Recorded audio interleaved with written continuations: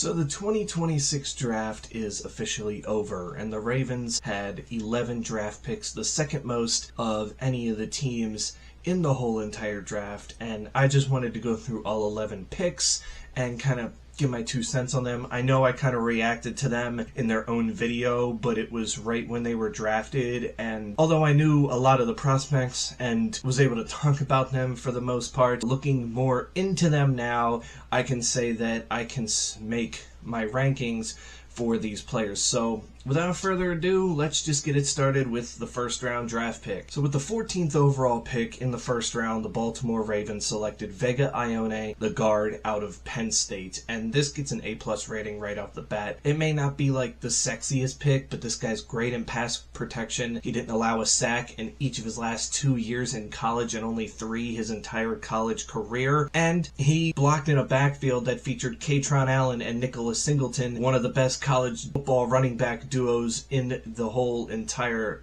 of the NCAA. So yeah, Vega Ioane is going to fit in just perfectly for the Ravens, and he is going to be the guard that Lamar has needed for a while now. With the 45th pick in the second round, the Baltimore Ravens took edge rusher Zion Young out of Missouri. Now, what makes Zion Young interesting is that he can both rush the passer and also stop the run, and I think both of those were big things for the Ravens last year that they desperately needed. He's one of those guys that can come in and you can play him immediately because, yes, he's an edge rusher, so he's going to be behind guys like Trey Hendrickson and Mike Green, but could definitely get in a big rotational spot for the team. I think at 45, this is a steal. This gets an A grade for me. With the 80th pick in the third round of the draft, the Baltimore Ravens took USC wide receiver Jacoby Lane. Lane is nothing flashy. He's not going to beat you with his speed or beat guys deep. No, what the Ravens got him for was because in college football, he was one of the best contested catch 50-50 guys when it comes to going up and making the catch. He's tall, and he's made some of the best catches I think you're ever going to see. Already more carries than he had in week 1. Mayava back to the air. One-on-one Lane! Oh, no. Chin with one hand! Ridiculous! He never had more than 49 catches in a season, but he did have 12 touchdowns in the 2024 season, so he's everything the Ravens have needed for Lamar, that go up and get it guy, not a veteran, a young guy who can go up and do it, and Jacoby Lane is that. He's not going to start, but he's going to get involved, and I think this pick, it's a solid B. With the 115th pick in round number 4 for the Baltimore Ravens, they decided to double down on wide receiver and take Indiana's Elijah Surratt. He's another tall receiver, but I think the difference between him and Jacoby Lane is Elijah Surratt can beat his receivers and also win the 50-50 contested catch ball, and he is just a touchdown machine. 15 of them last year. He's just, again, another weapon for your MVP quarterback that's needed a weapon like this for a while. I'll give this one a solid A. So now we got 4 picks to talk about as we enter round 5, but with the 133rd pick into the 5th round of the NFL draft, the Baltimore Ravens traded up 21 spots with the San Francisco 49ers to select SMU tight end Matthew Hibner. Hibner reminds me a lot of Andrews. He's more athletic than you think, and he's just a guy that's going to make the plays when he needs to make the plays. Like, you look at his college stats and they're nothing flashy, but at the same point in time, there are a lot of tight ends who come out of college where their college stats aren't anything flashy, because a lot of college teams, depending on where you go, like to run the ball more than they pass. But Matthew Hibner, he can do his thing, and he's also very good on special teams, so the Ravens could use him on that. But we needed another pass catcher behind Mark Andrews at the tight end position, and the Ravens get it here. I give this one another solid A. With our second pick in the 5th round at 162 overall, the Baltimore Ravens took Duke cornerback Chandler Rivers. I don't know how he fell to round 5, but he did, and the Ravens snagged him up, and I'm so happy that they did. He is just so great with being a coverage corner. He can beat you in man and everything else. Again, he's not necessarily going to get a ton of interceptions. He might force a couple of interceptions with the way he tips the ball, but that's just his gameplay. Again, I think he would be a nice young replacement for when Marlon Humphrey decides to hang it up, or we cut him or trade him or whatever we're going to do with him past this year, and he could pair up nicely with Nate Wiggins in the future. I'll give this one a solid A as well.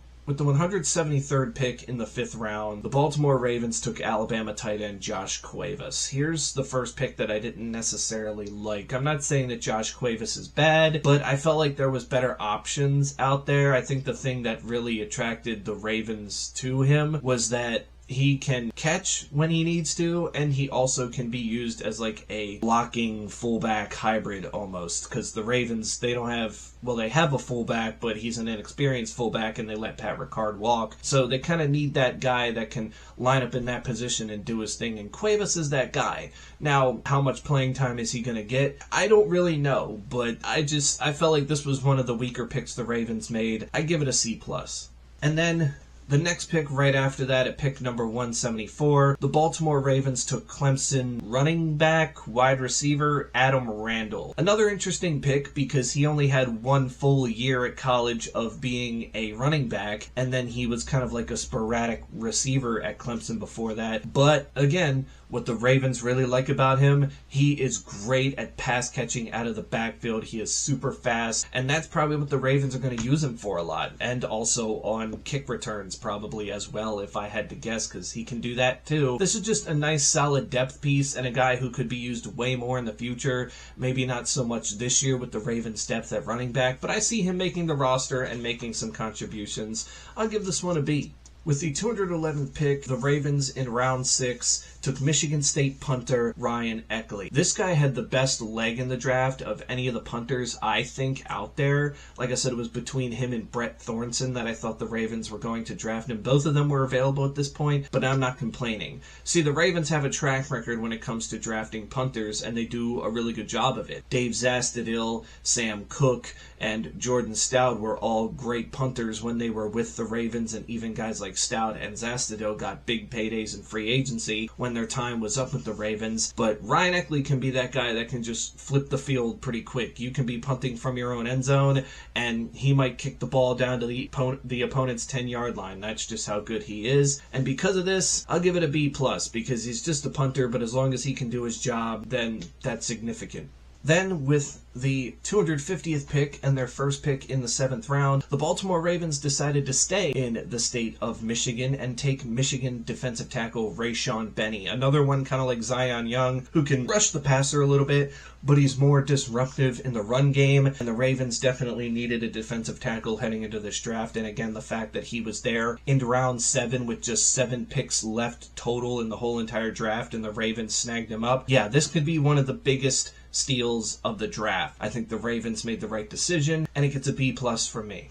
And with their 11th and final pick number 253 in round 7, Baltimore Ravens took Northwestern guard Evan Biertensen, I think is how you say his name, Biertensen. This one was my least favorite because I don't know, it's like you didn't get a center, and I just didn't even have this guy like in my rankings of if the Ravens were to take offensive linemen, where would he go? So basically I had him going undrafted, and a lot of the analysts didn't really know what to really say about him. I mean, I was confused when I saw the name because I just wasn't sure what to think. I mean, again, that's nothing against this guy, and considering the Ravens' track record of being able to draft offensive linemen late in the draft as well, it's not like perfect with it, but we've had some pretty solid offensive linemen that were picked on day 3 of the draft beforehand, so maybe this guy will be the surprise and come in and take one of the guard spots eventually, or maybe they'll move him to center. I don't know. I really don't know what the plan is here with this, other than it's probably just a depth thing. He might not even make the roster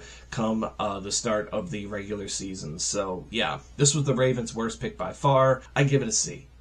With that, the Ravens had a really good draft. There was only 2 picks that I kind of questioned a little bit, and only the last pick was the one that I didn't necessarily like in this one. So I'll give this draft an overall grade of a B+.